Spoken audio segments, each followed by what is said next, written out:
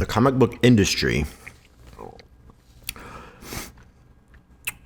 is not an industry. Or is it? What does industry even mean? Industry. I love how it's a picture of a factory.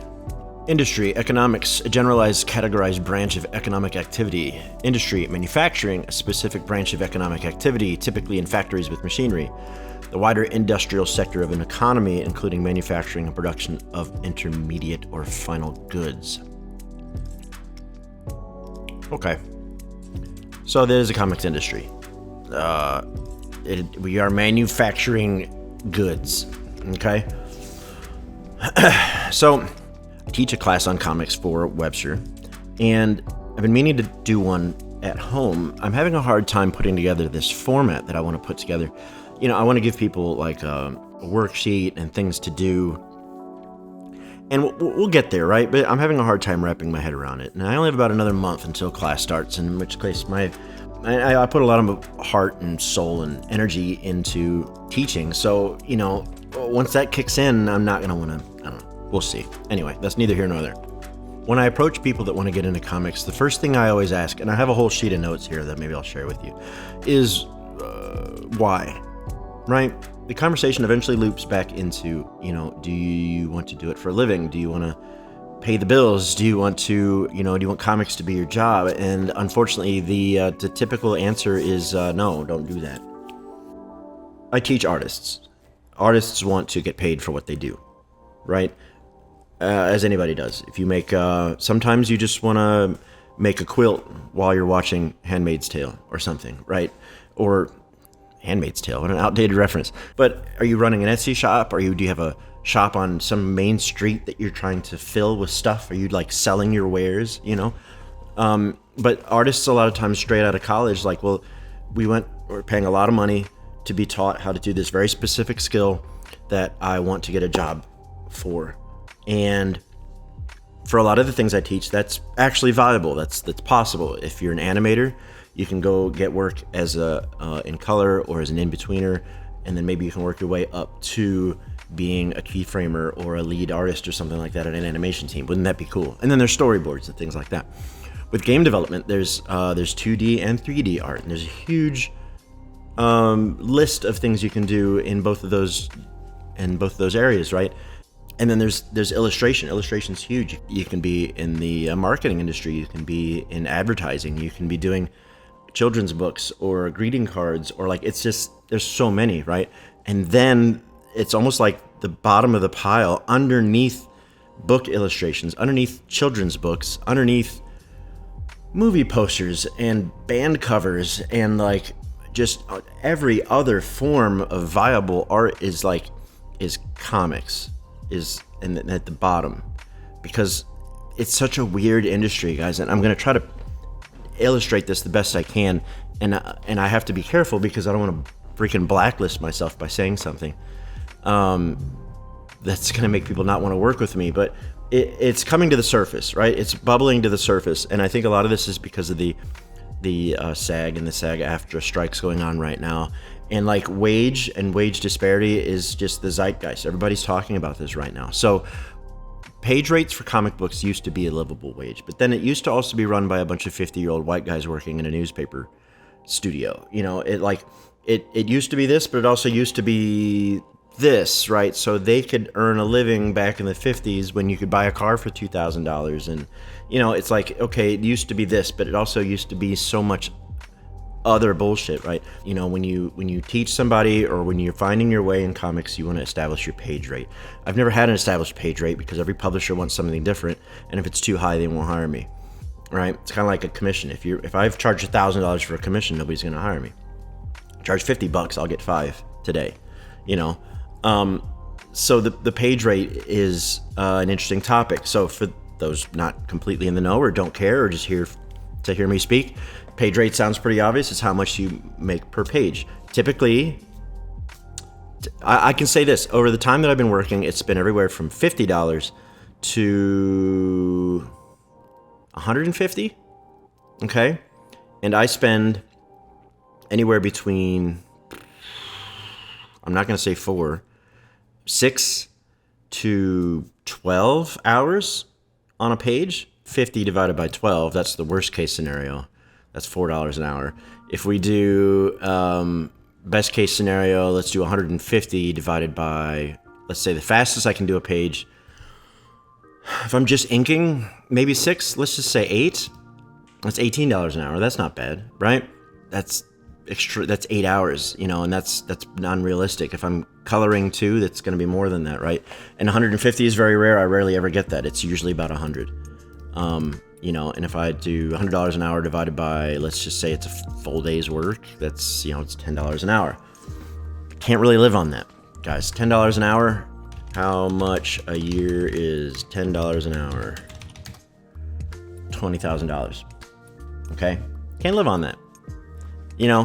So I don't know what the median is. I don't know what the average is. You mathematicians can figure it out. It's low, and I've been working at this for a very long time. So 100 plus to $250 a page is high-end stuff, and it took me a long time to get there. And that's not even the top. Marvel and DC are maybe $200 to $250. That's nice, right? So let's double that. That's $40,000 a year. That's still not a lot. That's under average. That's below average. And is that okay? When is it okay to make below average when your job is what? What does that mean? But so it's a highly skilled trade, and it's hard to get the work, and it's all, people say nepotism or it's not what you know, it's who you know, and it is, and networking is part of it. You have to know somebody a long time before you want to actually work with them, or they have to just really love your style, and then of course they're going to probably want to work with you, meaning they like you as a person. So how do we network in 2023? Twitter's on fire. Blue Sky is invite only. Who the hell networks on Facebook? I guess LinkedIn is viable, but that's not really a comic book, mecca or meeting place or whatever. So, what does that even mean? How do you build your way up? And then, of course, the ultimate answer is you just make something so great. Like Steve Martin said, you make something so great people can't ignore you, right? Comic book professionals over the years, Alan Moore is like, just do your own thing. I think Neil Gaiman probably said that at one point too. They're like, don't worry about the industry, don't worry about being published, just make your own thing. And that's never been more true then than it is now. Like now, I just launched my book on, or my series on Webtoons. Me and Kit Harrison put this together. It's his story. It's my art. We both have feedback on each other's output, and it's ours, and we get to control the style and the speed at which we create it, the tempo at which we release it, and we get to put it out for free, and hopefully, people throw us a tip every now and then for that. Wouldn't that be cool? It's a direct creator to reader relationship. When you get this industry involved, it does feel like an assembly line in a way, but you create things and you just sort of forget about it. You just send it off, and then someday, you'll see it again. And back on the NDA conversation, right? I'm working on so many things that I can't talk about because it's under production, and they don't want to spoil it, and they don't want to. In an intellectual property conversation, you've got things to protect, you've got money to protect, and things can be stolen, ideas can be stolen. So you keep it all tight, and then it's released when it's released, et cetera, et cetera. Meanwhile, on the those of us who are making, $10 an hour are scraping together to find work, and we can't promote that work because we're not allowed to talk about it, right? A lot of artists have a side hustle or a main hustle, and comics are a side hustle, or they've got a spouse that's taking care of them, or they're sitting on a pile of money or something. But more times often than not, they've got another job. That's kind of the reality of comics. If you want to make comic books, you need to do it as a side hustle, which means you need to find a job that you don't hate. That's my number one advice to other artists: is find a job you don't hate and do comics on the side. And then maybe someday, you'll be good enough that an editor will notice you and you'll get picked up for a book, or you'll have enough work to release your own thing, like so many popular webcomic artists have, right? But before I really get into, releasing content, before you're telling people how to make comics, you guys need to maybe think about why it is you're making comics. For a lot of people, it's just a skill they want to have. That's awesome, right? You want to tell stories, and what's cool about being a comic artist is you don't really usually need to involve anybody else. You can just come up with an idea, and you can either just start with page 1 and refine it as you go, or you can just grind on it for a while and make sure it's all, the foundation's there, the characters are there, because you want a nice character-driven drama, right? You want the good character designs with turnarounds so your characters stay consistent as you create it, a good logo, stuff like that. So you can sit and develop and then release it when it's ready, kind of like Midnight Galaxy. Or you can just start with page 1 and go, and then figure it out once, down the road, right? It's interesting to be kind of poo-pooing comics after I've been making them for so long. And a lot of industry people will complain with each other, to each other. Like, PewDiePie said once, when you get together with a bunch of other YouTubers, all they do is just sit around and complain about YouTube, right? And I don't get to hang out with a lot of working comic book professionals because I'm here in St. Louis. And, but I do have some that we share a Discord with, and we do complain quite a bit, even though not all of them are in comics, but us few comics guys are like, yeah, man, it's rough, right? So, I likened it to, a bunch of servers getting off work and going to a bar and just being like, and then just go in the next day. And a lot of it is sort of the way I feel is I've spent so much time on this, it's kind of all I'm good at. I'm good at talking. I think I'm pretty good at teaching. I've got straight A's. And I do want to keep talking, and I do like talking about the things that I love to talk about. I have a lot of experience. But I've spent so much time mastering this thing, like, I want to get into game dev, but, like, how dare I abandon this thing I spent so much time trying to learn and master? And if you do follow that 10,000 hour thing, then I've passed that years ago. The, what's that guy's name? Malcolm Gladwell's 10,000 hour rule. Or I think he just referenced it. I don't think he created it. And then a few years later, the guy that said 10,000 hours is good, but that's only if you're learning and studying. If you're just repeating the same song on a violin for 10,000 hours, you're just going to master that song. Cool, right? So to my artist friends, if you're just drawing anime for 10,000 hours, I mean, you're going to really get really good at that, but can you tell me where the bicep femoris is on the human body? No. Right? Got to study. So it's 10,000 hours if you're studying. He said it's like 20,000 hours if you're just... So, like, am I going to abandon comics? No, of course not. I've spent so long trying to learn it. My goal, if I can, is to live off of a webcomic and teaching. I love teaching so much. I love interacting with people. I love sharing what I know. I love helping people get better. So yeah, comics, man. Comics are weird. It's I wish I had a more structured argument about it. It's just it's not a job to go after. I'll say that. It's a hobby, and I don't know how that can change or if it can change. It's sort of like the restaurant industry is. If the business model of your restaurant is that you're paying your servers $5 an hour, do you have a good business model? I know that sounds political, and I said we wouldn't do that, but why do you demand an unknown integer such as tips to keep your working people fed and in a home, right? If your business model, if you're, you buy your tomatoes in a can and you're outsourcing your people who clean your carpets in your restaurant to somebody else, and like you're doing all these things that either cost more money or cut more costs, and you're paying your people this, and that's the only way you can stay alive, that's not a good business model, which means maybe owning a restaurant is a lot more difficult than people think. If you need to pay people a living wage and you can't afford to stay in business, then that's not a functional business.